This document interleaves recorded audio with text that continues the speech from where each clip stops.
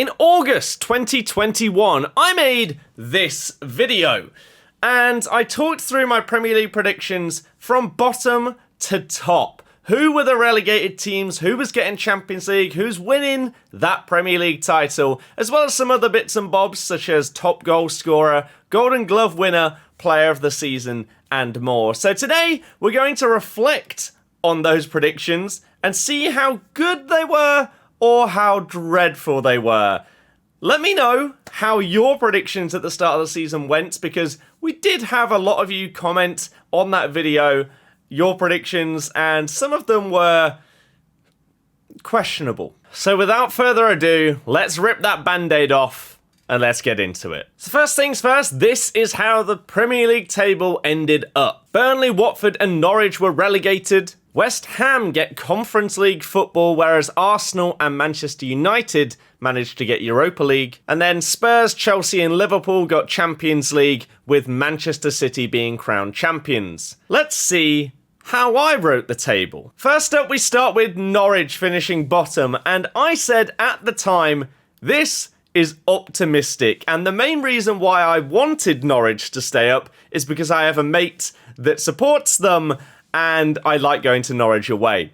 So it was more optimism rather than realistic, and unfortunately that optimism turned into just complete and utter failure as Norwich came bottom. So -3 as a difference on my prediction for them. Next up we have Watford, who I actually thought would finish dead bottom of the table. I thought that they were going to have a dreadful season this year.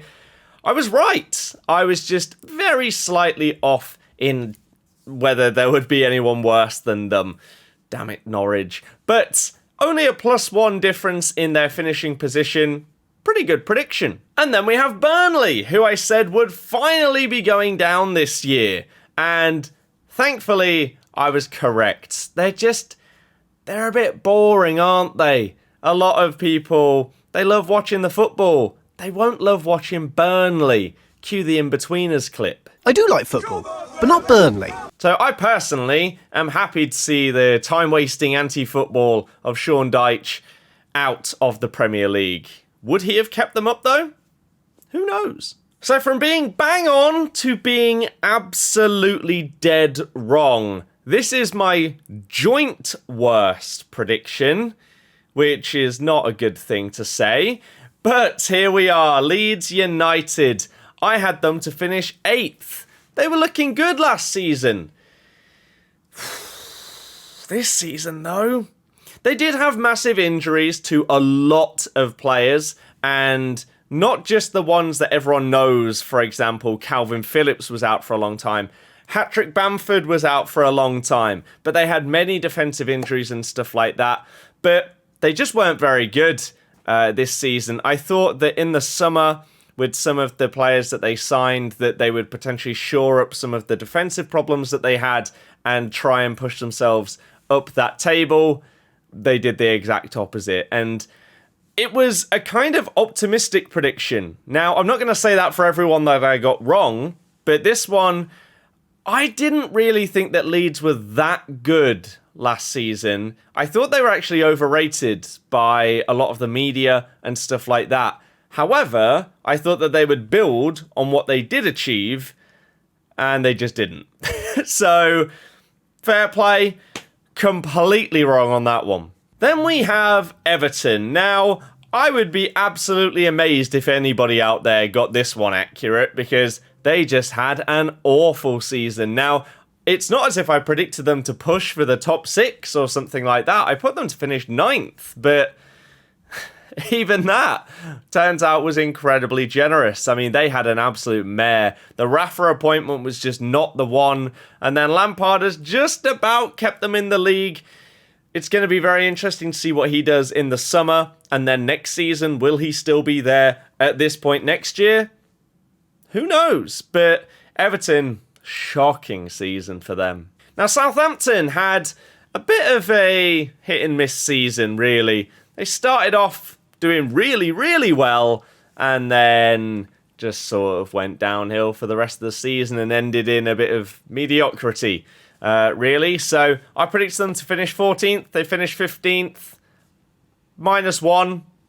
That's a decent prediction. Next we have Aston Villa. I thought that they would do better than they have done this season. 10th place is where I predicted them to finish. They ended up in 14th.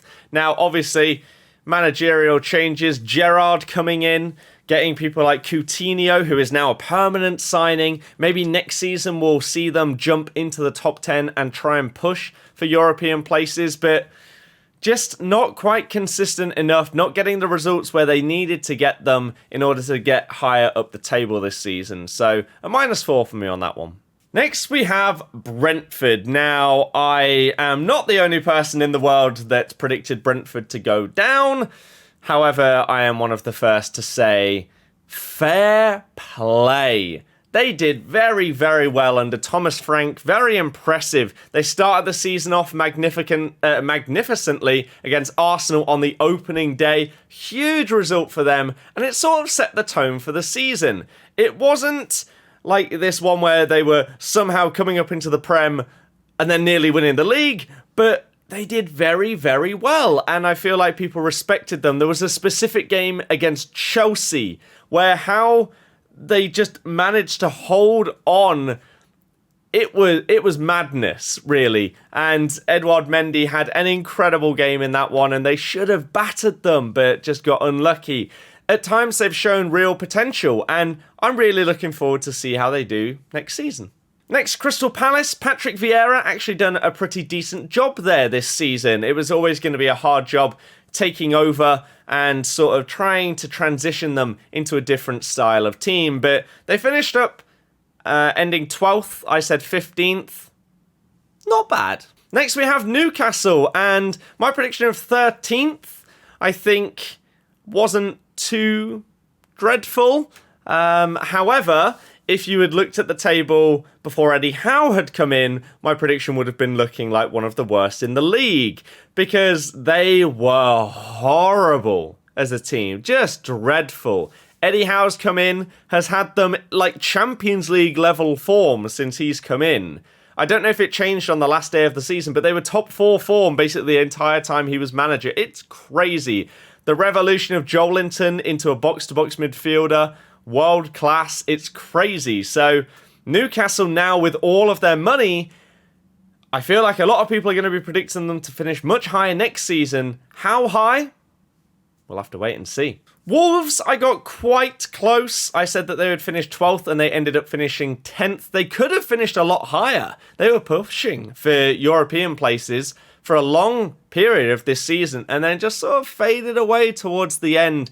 The return of Raul Jimenez wasn't quite as impactful as they would have hoped, but still a decent season. Next, we have Brighton. Now, fair play. Graham Potter and that group of players, he has got them playing some really, really nice football. And it finally felt like this season they lived up to, they could create the chances, but they just couldn't score them.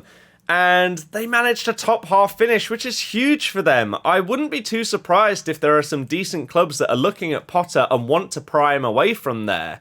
I feel like, for example, if we got rid of Rodgers, that we'd probably look at that kind of manager. He's done a fantastic job and has proved my prediction completely incorrect. Fair play, Brighton.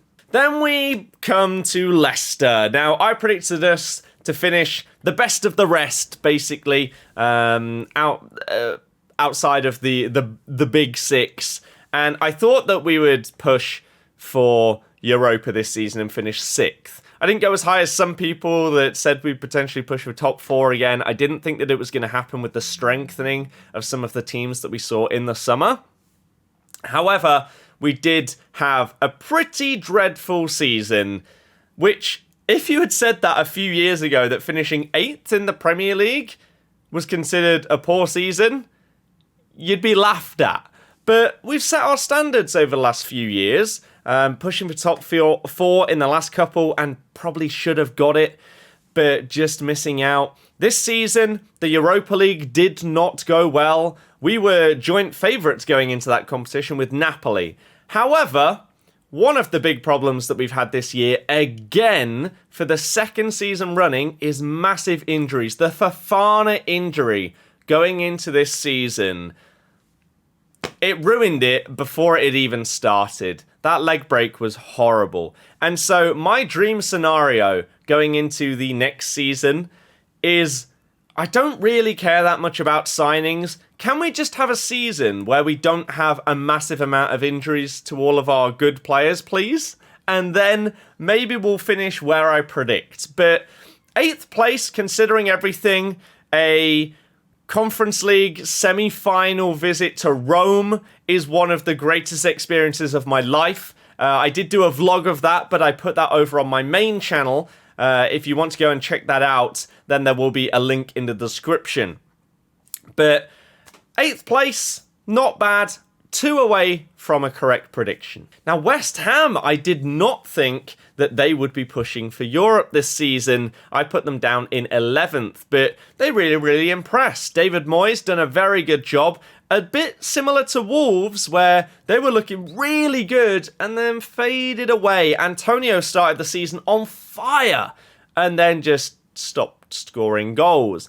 Declan Rice, incredible this season. Even people like Craig Dawson, very good. But Jared Bowen, what a player. Gets his England call-up as well, which we did a video on yesterday, if you wanted to check that out. My reaction to the England squad.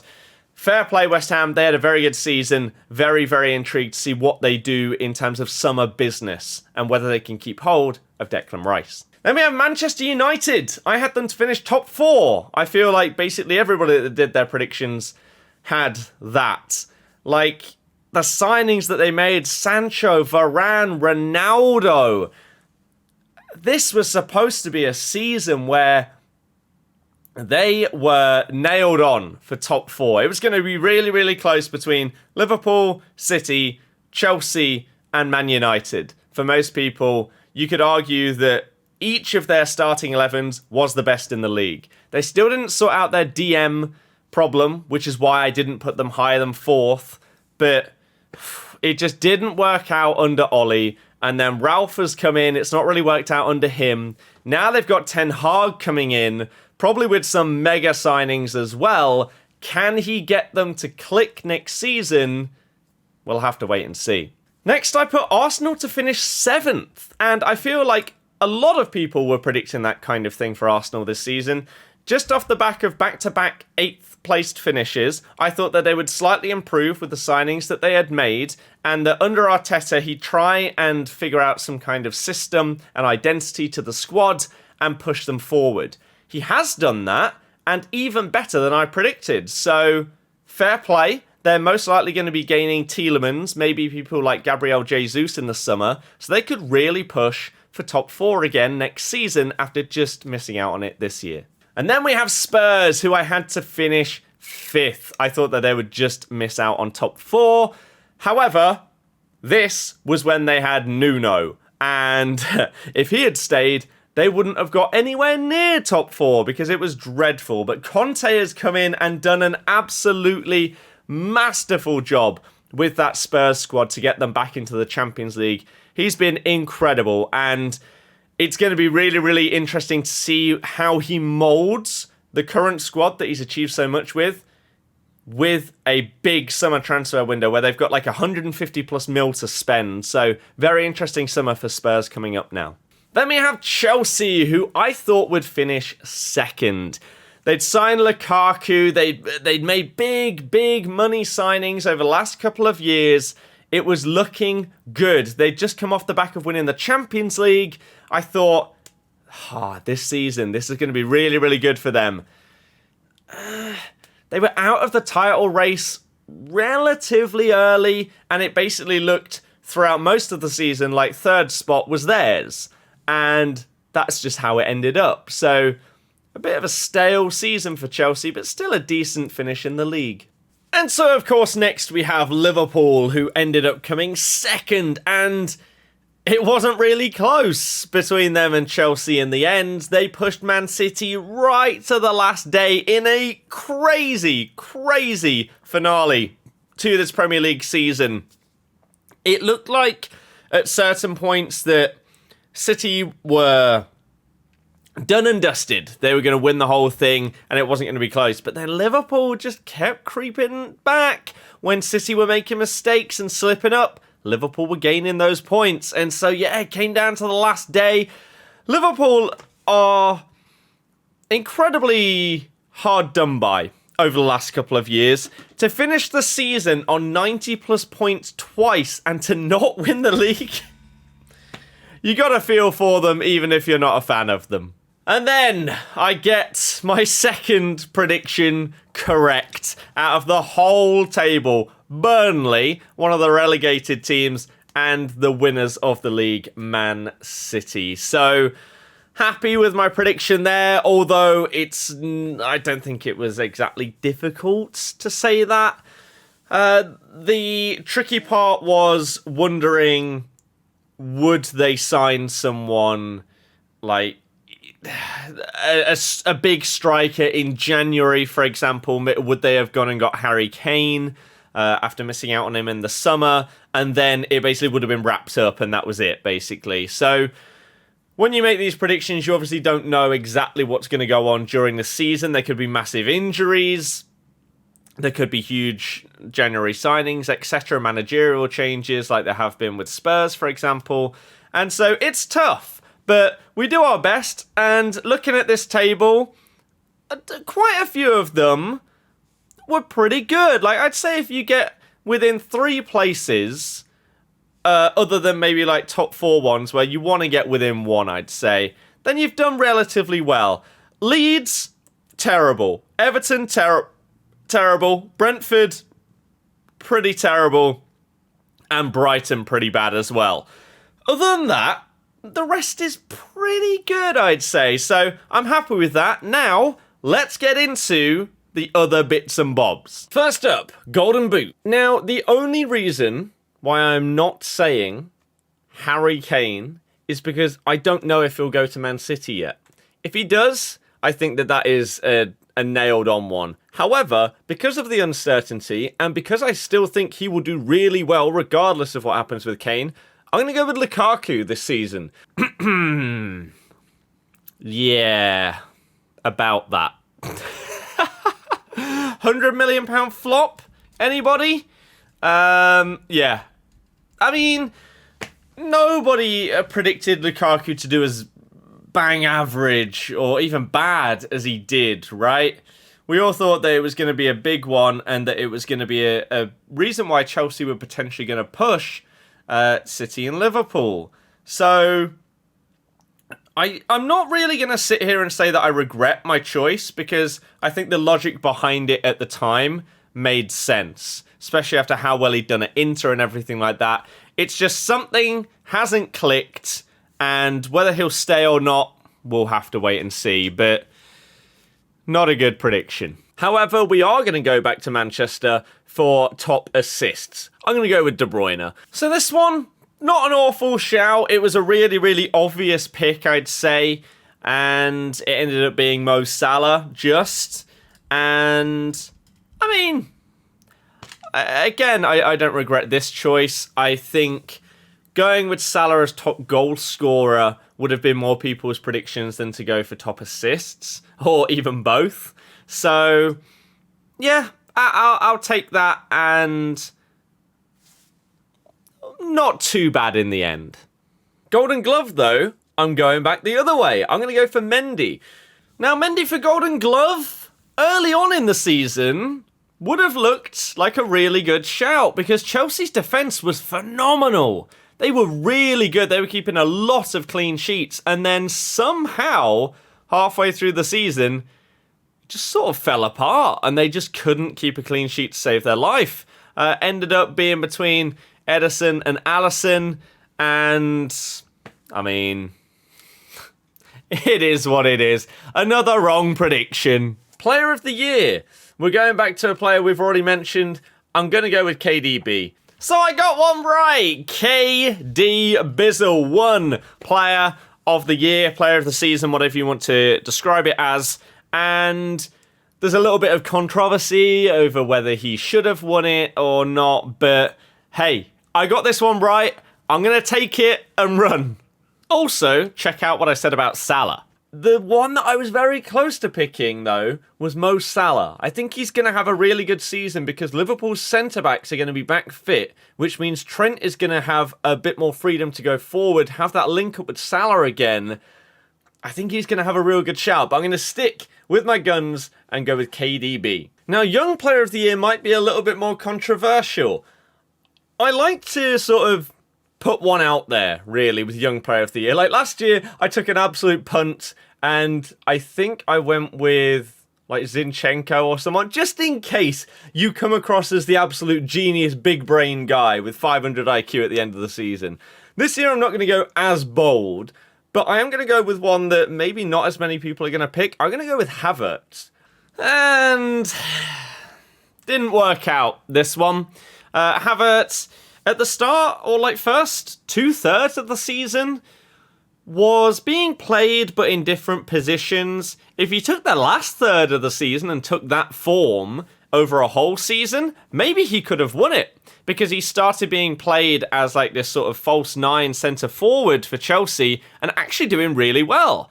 You then had like Timo on the left, sometimes Mount on the right and stuff like that, Ziyech, etc. And then Lukaku came back into the fold. So Havertz, I still really rate him. I think that he's a very good player, and if Chelsea actually utilise him in the ways that they have seen work, he can have a very, very good year next year. But unfortunately, I didn't pick Phil for this one. Now we've got two more, best signing and biggest flop. Now, best signing, I'm going with Lukaku. Yeah. Let's just say I thought the Lukaku signing was going to work out. Okay? It didn't. Let's move on. So I genuinely don't have a proper answer for the biggest flop. Just for the banter, we'll go with Damari Gray, because I genuinely can't think of a proper answer to go for this question. The sad part is I couldn't actually answer the question as to who I thought would be the biggest flop, because I felt like most of the big signings actually fit what the teams needed. For example, Sancho, they've been begging for that. Varane, they needed another centre-back. Lukaku, they needed that big striker up front after it didn't really work out with Timo before. And people like Morata, etc. And so it was really hard for me. Even Grealish felt like it was going to elevate Man City. And so the worst part about this is that I said it as a laugh because he's an ex-Leicester player coming back into the Prem. But he actually had a good season. For the first half, he was smashing it. Second half didn't really do anywhere near as much, but first half of the season, Gray was actually one of the reasons why they probably have enough points to stay up. So I actually have to say fair play to Damari.